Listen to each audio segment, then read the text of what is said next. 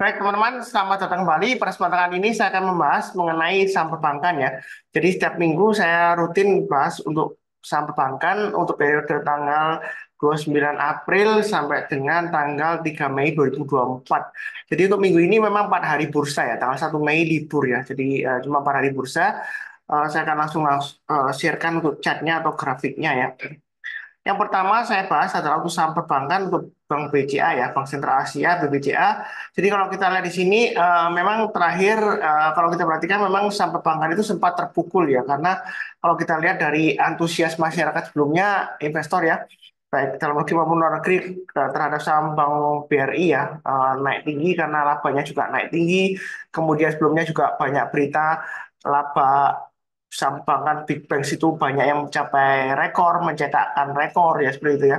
Nah, setelah itu koreksi karena sentimen tekanan kurs rupiah, kemudian banyaknya investor yang jualan untuk saham perbankan juga ya. Jadi harganya tertekan ya. Tadi kita akan bahas mengenai saham BCA ini trennya bagaimana. Kalau kita lihat jangka pendek trennya memang masih downtrend karena kalau kita lihat arahnya MA20-nya mengarah ke bawah. Sebelumnya dia sudah sempat breakout naik ke atas MA20-nya ya. Untuk sampai BCA memang saya ada jual lagi. Terakhir saya jual di sekitar 9.800 ya untuk BCA ya. Tapi saya belum buyback, masih ada sedikit sih yang saya belum jual semuanya. Jadi stop loss saya di 9550 ya. Jadi kalau sudah punya, jangan lupa pasang stop lossnya 9550, maksimum di 9300 atau 9250 paling jauh lah. Tapi terlalu jauh ya. Jadi pasang aja stop lossnya di 9550 dan 9450. Itu kalau trading. Kalau misalnya untuk investasi, memang saham BCA ini secara laporan keuangannya terakhir dia masih bagus ya, pertumbuhan laba bersihnya dan juga pertumbuhan kreditnya yang lain-lainnya juga masih bagus. Jadi tekanan ini karena tekanan jual asing aja, saya rasa sih masih cukup menarik. Kalau yang mau buy, boleh buy on weakness di sekitar area MA 200-nya nanti ya, 9.300-an atau sekitar MA 20 nanti kalau dia berhasil naik lagi ke atasnya ini ya, 9.800 ya. Kalau sudah berhasil naik kembali, kita berhasil buy atau area buy on weakness saya sudah sebutkan di 9.400 sampai 9.450-an. 9.550 ya. 9.450 sampai 9.550 itu area buy on weakness-nya untuk BPCA. Jadi kalau turun jangan langsung buy, tunggu kalau dia berhasil rebound mantul ke atas kita berhasil buy. Nah, apakah ini nanti bakalan bisa turun lagi di bawah MA 200? Semua kemungkinan ada. Ya, memang saham BPCA itu saham yang bagus, tapi kalau kita lihat ya, eh, kalau dia turun di bawah MA 200-nya itu memang kesempatan untuk beli. Ya, selama MA 200-nya masih mengarah ke atas ya. Ini sudah saya bahas sebelumnya juga. Jadi dia sempat rebound, kemudian dia tertekan kembali. Koreksinya sebenarnya sejauh ini sih masih cukup wajar ya, walaupun MA 20-nya mengarah ke bawah.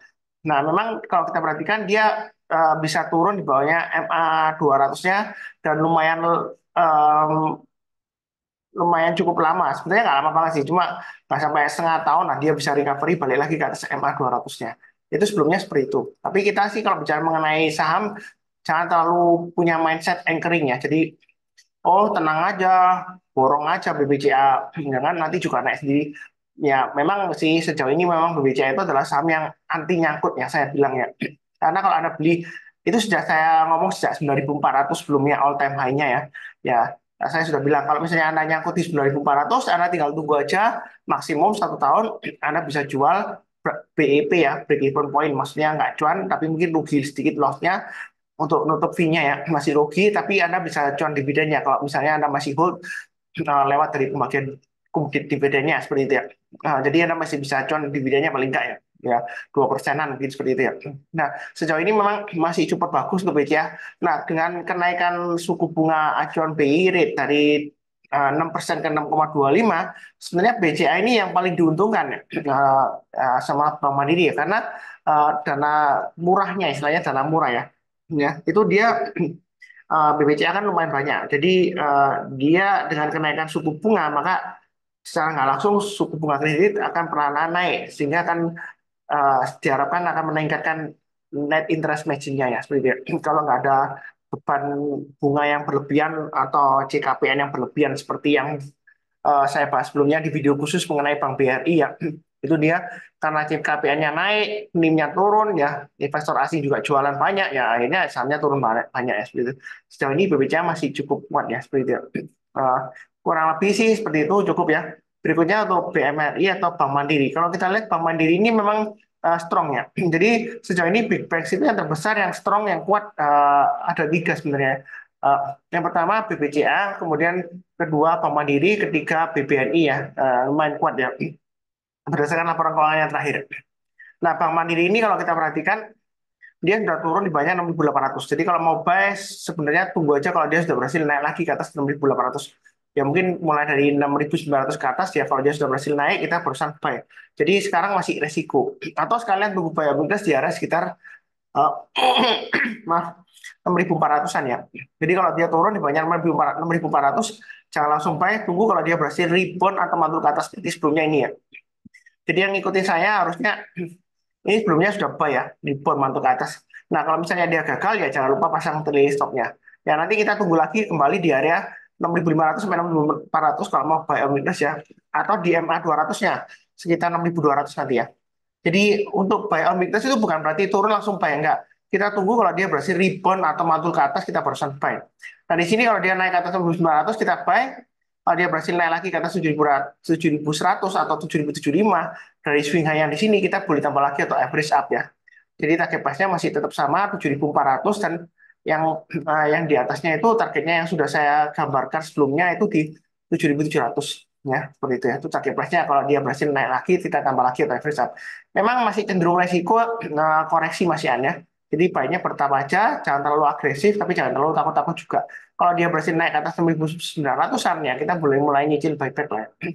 Banyak pertama jangan terlalu agresif karena ini tekanan jualnya kalau kita lihat tekanan jual asing masih lumayan besar tapi kalau di Bank Mandiri tekanan jual asing nggak seberapa besar sih ya di BBCA juga nggak seberapa besar yang besar paling banyak di BBRI ya tekanan jual asing ya karena biasanya sih orang-orang pada takut ya asing itu jualan besar oh berarti harganya turunnya memang kebanyakan turun tapi kalau ketika asingnya itu net sell dalam jumlah besar itu yang net buy ya investor domestik ya seperti itu ya Pak Abi cukup. Berikutnya BBNI ini saya sudah punya tapi saya jual sebagian di 5.300 saya belum buyback ya masih ada sisanya sih nggak terlalu banyak stop loss saya berikutnya di 5.100-an ya ini belum kena kemarin memang hampir nyaris kena ya tapi kan belum turun di bawah 5.100 jadi saya masih ada sebagian nah ini kalau mau bayar weakness untuk BBNI sih boleh aja tapi jangan terlalu banyak ya dia masih testing 5.200 nya paling aman ya tunggu aja kalau naik ke atas 5.425 ini sudah saya gambarkan area buy on weakness sebelumnya di sini ya. Ini saya pakai acuan dari swing high sebelumnya di sini dan swing high-nya itu sama ya, persis ya. Jadi ini lumayan akurat dan lumayan rapi untuk trading range-nya untuk BBNI. Kalau dia naik ke atas 5.425, kita boleh tambah lagi average up, target FVP-nya 5.600 dan 5.800. Selama masih di bawah 5.425 memang masih resiko.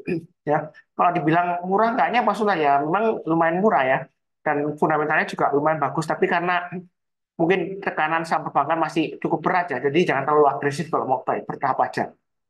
Ya, itu saran saya kalau naik kita tambah lagi atau average up. Tapi cukup.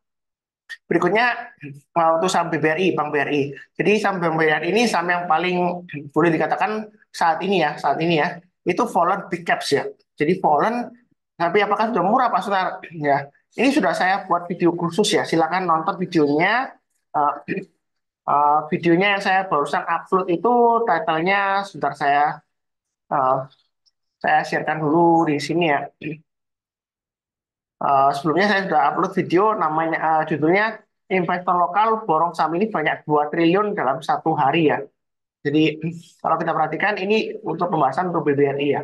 Jadi hari Jumat itu tanggal 26 April 2024 asing net sell sebanyak 2 triliunan. Berarti kalau emitennya nggak ada buyback itu berarti investor lokal yang borong ya. Jadi investor lokal itu banyak duitnya. Ya. Setahu saya nggak ada berita buyback ya untuk BBRI ya. Perusahaannya harusnya itu yang borong berarti yang investor lokal atau bisa saja itu investor asing yang pakai PT lokal atau broker lokal ya kurang bisnis seperti itu ya ini masih resiko kalau mau buy sekarang jangan lupa pasang stop lossnya di 4.800 yang belum ya maksimum di 4.700 karena kalau dia masih di bawahnya 5.100 untuk BBRI itu masih resiko bisa turun sampai 4.830 atau bahkan di 4.400 ya seperti itu ya jadi kalau bicara mengenai, oh tenang aja Pak Sunar, BBRI kan saham yang bagus, fundamentalnya bagus. Ini sudah saya bahas di video khusus yang tadi saya bahas ya. Mengenai videonya nanti Anda bisa cek ya. Eh, ya, memang sejauh ini sebelumnya bagus, tapi memang kan terakhir-terakhir ini kan dia ada tekanan jual asing dan juga TKPI-nya dia naik sehingga menaikkan resiko kreditnya, asetnya kualitasnya menurun ya seperti itu ya. Jadi masih resiko sebenarnya. Tapi kalau mau buy, uh, saya sarankan tunggu aja kalau dia sudah berhasil naik lagi ke atas 5.100. Karena masih di bawahnya 5.100 di resiko. Paling cepat ya kalau mau copet-copet buy, tunggu naik ke atas 5.100. Video sebelumnya saya sebutkan 5450 ke atas kalau dia berhasil naik kita barusan buy. Jadi yang ngikutin saya harusnya belum buy. Ternyata dia turun lagi kan. Karena dia masih downtrend. Tahu dari mana? Ini cara gampangnya aja MA20 yang garis biru ini ya, masih mengarah ke bawah. Nah, ini saya gambarkan supaya lebih jelas. MA20-nya mengarah ke bawah. Harga sahamnya di jauh di bawahnya MA20-nya, bahkan di bawahnya MA200-nya. Jadi harusnya sih kalau ngikutin channel saya rajin nonton ya, itu harusnya belum buy ya, karena masih resiko. Walaupun ada test the water lah, coba-coba gitu ya. Icip-icip gitu ya di bawah. Ternyata dia turun lagi ya. Jangan lupa pasang stop loss-nya. Saya juga loss lagi sih, saya jual lagi sih. Terus terang untuk trading di BBRI itu saya gagal 3 kali ya. Karena saya coba buy minus gagal, saya jual, saya coba buyback gagal, saya jual lagi. Memang dinamika trading seperti itu. Trading 1 kali belum tentu berhasil, 2 kali belum tentu berhasil, 3 kali belum tentu berhasil, keempat kalinya bisa saja berhasil. Ya, tapi nggak pasti berhasil juga keempat kalinya. Ya, memang ini kan downtrendnya masih kuat. Jadi saya belinya juga nggak terlalu banyak sih. Ya. Saya sistemnya average up. Jadi kalau dia masih strong downtrend, saya walaupun beli nyicil, tapi kalau turun lagi saya pasang stop loss-nya, nggak di average stop, nggak. Ya. Ada sih yang bilang di grup saya ya, hmm, Pak Sunar itu, ya nggak nyebut Pak Sunar sih, dia cuma ngomong aja, kalau misalnya turun lagi dia mau average down lagi. Ya, dia udah punya rencana, katanya turun lagi di average down, turun lagi di average down. Ya, silakan nonton yang video saya sebelumnya aja. Saya sudah bahas mengenai BBRI ini ya. Videonya judulnya tadi saya sudah sebutkan. Uh, Investor lokal boros banyak 2 triliun ya dalam 1 hari ya. Tanggal 26 April 2024 itu kan hasil net sale 2 triliunan. Berarti investor lokalnya borong 2 triliun. Nah itu kemana kira-kira arah BBRI sudah saya bahas. Jadi saya nggak bahas detail lagi. Nah kalau naik ke atas 450 dia kecenderungan bisa capai target 550 sampai 6 ribuan. Ya. Kalau lebih seperti itu untuk Bank BRI. Berikutnya untuk BNGA, dia setelah kumdate pembagian dividen dia turun dan dia masih koreksi. Untuk BNGA memang masih di atas EMA 200-nya ya. Tapi kalau dia turun lagi di bawah 1790, saran saya jual dulu ya. Karena sentimen dividen yang lumayan besar ini sudah berakhir dan ciri khasnya untuk BNGA kalau dia sudah mulai downtrend ya, downtrendnya dia bisa lama, berhari-hari, minggu-minggu dan bulan-bulan. Jadi nanti kalau naik pun dia lama, naiknya lama banget karena sebelumnya dia kalau kita perhatikan di akhir-akhir tahun 2023 aja dia namah naiknya. Yang lainnya sudah naik rally, dia Februari barusan rally. Tapi itu sudah saya bahas juga ya di video ya, rutin ya. Jadi harusnya nggak ketinggalan sih kalau nontonnya. Ini sudah saya gambarkan breakout ke atas 1790 harusnya baik. Ini 1790 dapat dari mana? Kalau kita mundur ke belakang ya, sebelumnya sudah saya gambarkan itu dari swing high sebelumnya di sini. Ya, jadi bukan karena sudah terjadi terus saya ngomong enggak. Ini sudah saya gambarkan sebelumnya. Nah sekarang kalau dia turun di bawah 1790 ya dia resikonya makin besar ya.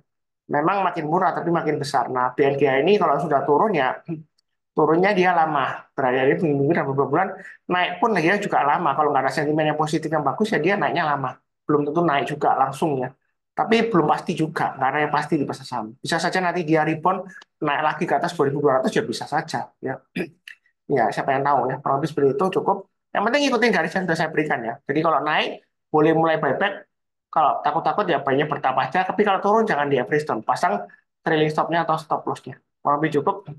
Satu lagi BRIS, eh, Bank Syariah Indonesia. Ini dulu Bank BRI Syariah, kemudian di merger ya. Bank Syariah. Nah, kalau kita lihat di sini, Bank Syariah ini kan dia gagal tembus di atasnya 8.700. Nah, yang punya BRIS kalau dia dalam beberapa minggu ke depan dia gagal bertahan di atas 2.400, saran saya jual dulu ya. Jadi kalau turun di bawah 2.400 jual dulu, turun di bawah 2.290 jual dulu semuanya. Yang mau buy on weakness itu bisa tunggu di 2.290 dan 2.140 sampai 2.200. Buy on weakness itu maksudnya kalau dia turun jangan langsung buy. Tunggu menjelang penutupan atau besok paginya kalau dia berhasil rebound mantul ke atas kita barusan buy. Jadi untuk BRIS ini sudah mulai resiko turun ke bawah karena MA20-nya mengarah ke bawah, harganya sudah mulai turun di banyak MA20-nya, volumenya juga mulai meningkat. Walaupun kalau kita lihat asing nggak jualan banyak ya, tapi saya nggak lihat asingnya. Fokusnya tetap ke trennya pergerakan harga sahamnya. Ya kurang lebih seperti itu. Eh, Saya rasa sih cukup ya. Ini sudah ada 6 saham yang saya bahas. Jangan lupa untuk nonton video yang lainnya untuk periode minggu ini yang hanya singkat 4 hari bursa saja, tanggal 29 April sampai dengan tanggal 3 Mei 2024 ya. Nanti kalau sempat saya akan bahas video mengenai sell in May and go away. Apakah masih valid untuk yang tahun ini, tahun 2024 ini ya, Mei ini ya. Eh, Tinggal tunggu tanggal upload videonya aja. Walaupun sekian, di akhir video saya doakan selalu, izinkan saya untuk berdoa ya. Saya doakan selalu. Sebentar, saya tutup dulu ini sharingnya. Jadi di akhir video saya doakan selalu semuanya selalu sehat, damai dan sejahtera selalu. Amin. Terima kasih banyak. Jangan lupa subscribe yang belum subscribe ya. Kalau perusahaan tahu channel Sunasam Profit, silakan subscribe.